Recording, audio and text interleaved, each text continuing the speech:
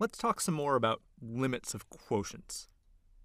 Previously, we said that if the limit of the numerator was equal to L and the limit of the denominator was equal to M, and if M is not 0, then the limit of the quotient is L over M.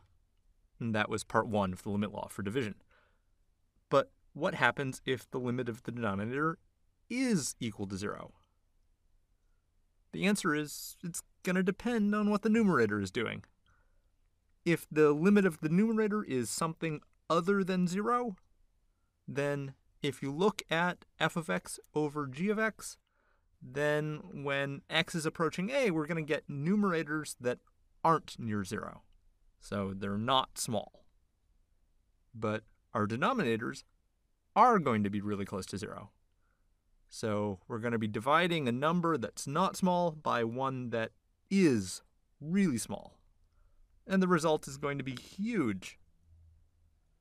And as the denominator gets smaller and smaller, this quotient is going to get even huger. For instance, if we take 5 over 0.01, we get 500.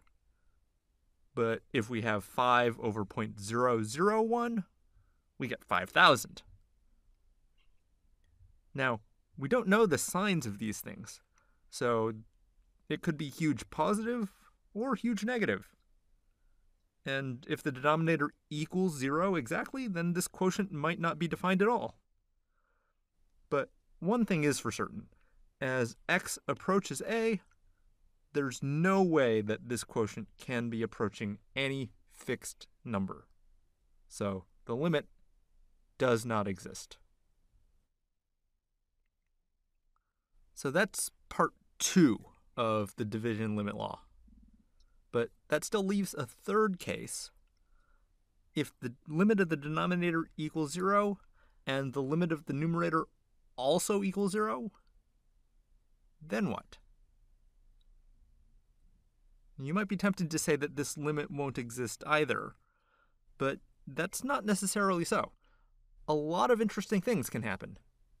For instance, let's say that we want the limit as x approaches 0 of 2x over x. And here the numerator is continuous, so as x approaches 0, we can just plug in, and we see that the numerator is approaching 0, and same thing with the denominator. But we don't want to say that this limit is 0 over 0. 0 over 0 isn't defined, but this quotient, we know it's 2. Well, almost everywhere it's 2. It's not equal to 2 when x is 0, but when we're taking the limit as x approaches 0, what happens at x equals 0 doesn't matter. So this quotient is 2 everywhere that counts, and so its limit is 2. Okay, you might be complaining that this seems like an exception, sort of a special case. But really, this situation of a quotient where both the top and the bottom go to 0, and yet the limit of the quotient still exists, that happens a lot in calculus, and it's incredibly important. So we have some questions for you so that you can dig in and really understand how this comes about. Talk to you later.